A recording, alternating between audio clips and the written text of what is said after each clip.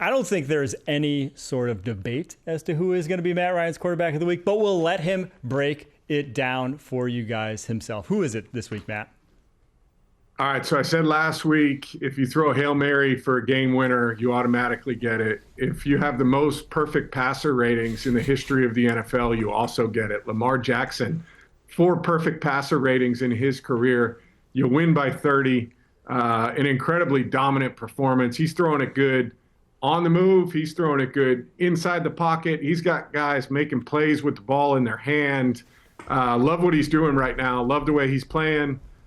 He's got a mindset of taking this team, as far as you can go, right? And I think anytime you see his post-game pressers or kind of any of those things, it's about getting better. It's about improving. It's about moving forward. I love where his mind's at. I love where his play's at. So shout out to Lamar. Awesome game yesterday. Hey, it reminds me of that fella Patrick Mahomes in Kansas City, where every day you wake up on a roster with this guy Lamar Jackson as your quarterback and you think you got a chance to win. And it's not only because you just think it, it's because you really do. I mean, and to your point, Matt, the guy can do anything. They can become that amoeba, do whatever it is that's working against the defense they're playing against. And in a marquee matchup like the Broncos versus the Ravens, to go out there and just pour it on offensively speaks volumes about this juggernaut of an offensive machine that the Ravens are. Dude, his touchdown pass where he climbed in the pocket and then just bounced to the right and then went into cruise mode and just flicked it. It looked like I think Tony said it, Romo on the game. It looked like he was out back playing against kids. Yeah. Just making people look silly. It's fun to watch. It's fun to watch. I think this Baltimore team, if they play like they did yesterday, I look at it like who's better than them? Yeah. They haven't done that every week, but if they play like that, who can keep up with them? No one, in my opinion. And Lamar Jackson, he's coming off an MVP, but he's playing light years better this year. I don't even think it's a debate how much better he's playing this year than last year. I didn't think he had. I mean, last year the MVP was kind of a heated debate. There wasn't anyone that really stuck out from the pack. But this year, there really is no argument. So let's get to some midseason awards then, even if technically there's not a midseason NFL point anymore after the NFL botched it with 17 games. But who is, we'll skip MVP. Everyone knows that Lamar Jackson is the midseason MVP. If you're debating that at this point, you're losing argument. You have a losing argument. But who finishes second is an interesting debate. That's more interesting. Who do you think right now? I mean, Saquon, there's an argument for Saquon. There's an argument for Derrick Henry. There's an argument for Josh Allen. There's an argument for, there's probably 4 or 5 different guys that are having unbelievable seasons that are right in the mix, but Lamar's just, at least in my opinion, on another level. How about Penei Sewell? You look at every single one of those Lions plays, front side or backside, and it's Penei Sewell just washing the shore down. It's like, you can play the O-line alarm all you want, Mike Renner, but you can't tell me there's anybody more valuable to their team than Penei Sewell for the Detroit Lions. If I wish Pete Prisco were here right now. I don't know why he's not on the damn list. He would be screaming right now about the O-line alarm. What does Vegas... What was that? What does Vegas know here that we don't?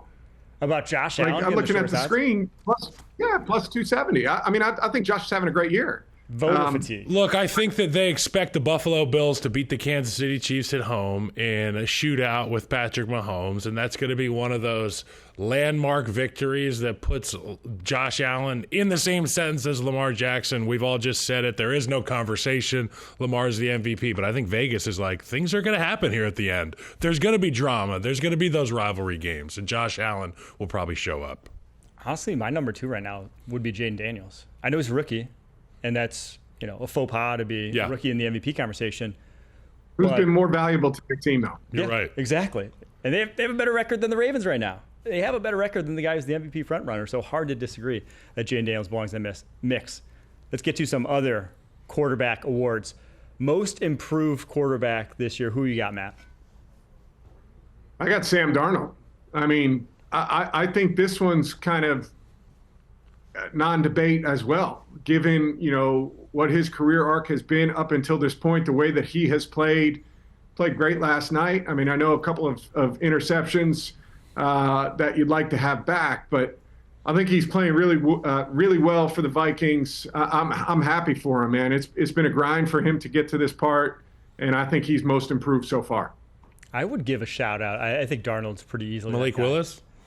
Malik Willis belongs in that mix. But I also think Baker Mayfield, the way he's played this year, even compared to last year, I know he had like this career revitalization, but I think he's taken his game to another level. And when that offense was completely healthy, it was one of the best offenses in the NFL. Obviously, without those wide receivers, it's going to be difficult. But he, to me, belongs in that conversation. He's had kind of a career renaissance there in Tampa Bay. All right, what about flip side of the coin here? Most disappointing quarterback so far this season? Because there's a lot. There's a lot to pick from.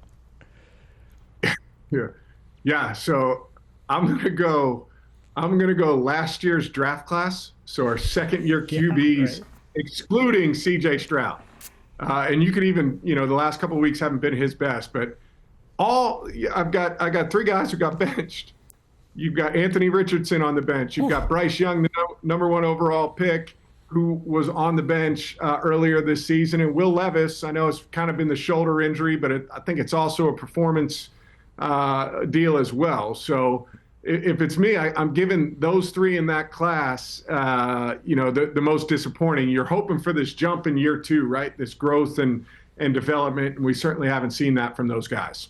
Crazy thing is, it's like, Stroud hasn't really excelled either. He if you were just ranking disappointing quarterbacks, he would be among the most disappointing because he was better as a rookie. Given the expectations. Well, there's been, I mean, he snuck up on us last year. D'Amico snuck up on us last year. This year, they weren't sneaking up on anybody in conjunction with the fact that Nico Collins, the true dominant, the guy who was leading the NFL in receiving, goes down.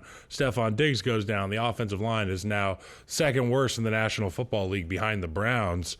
There's a lot of stuff that goes wrong. So I'm not going to put it all on C.J. Stroud. If I had to pick one, though, I think it has to be Anthony Richardson because of how encouraging his early games were in his rookie season and how little growth we've seen in just that he's the same guy. Nothing about his game changed from year 1 to year 2 when he was this developmental project that you just have to see growth with to buy into because he was so far behind the 8 ball, but anytime he's been out there, he's honestly looked worse than he did as a rookie, unfortunately. All right, last award here to give out. And this one's really a no-brainer, but we can let you wax on him poetically. Best rookie quarterback this season. I feel like it's, like the MVP. Just give it to Jaden right now. I mean, he's been incredibly impressive, and I feel like every week there's this feeling of like, all right, that impressive was so great last week from not only him, but from the Commanders. Is there going to be this period where they take their foot off the gas and they just don't do it, right? They just continue to keep showing up. And I think of all the things, of all the plays that he's made, the throws that he has made, it's the consistency, week to week in his performance. That is the thing that is most impressive to me. I agree with you. I think he's right there, not only in this conversation, but Mike, you said maybe 2. I think he's in that 3, 4, 5 spot for MVP voting this year. And I think what he does for that roster is really something that we have to touch on. I mean, I talked to some of the guys that I'm buddies with that I played with previously at the offensive line position. They're with him in Washington. They had the luxury of going from Mahomes to Jaden Daniels, so I get to ask them about Jaden, and they're just like, 5 is special, man. I'm not there in the building, but whatever he's done, whatever his habits are, whatever his demeanor is on a day-in, day-out basis, it matches his production on the field. And I think that's the most impressive part, is that they truly do believe in this guy, Jaden Daniels. You see the defense playing better week in, week out. The offense has obviously been awesome, and it's all because of Jaden Daniels. And it is crazy to say because we've had 4 rookie starters, those 4 first-rounders. I guess we've had technically 5 with Spencer Rattler, but like the 4 of the 6 rookie first-rounders, all 4 look like they're on franchise quarterback trajectory from their rookie seasons, but there is no debate that it's Jaden Daniels, right? Yeah. That all 4 look good early on, but that one has just been so head and shoulders above the rest that he's got the it factor. It just is. He is the best rookie quarterback.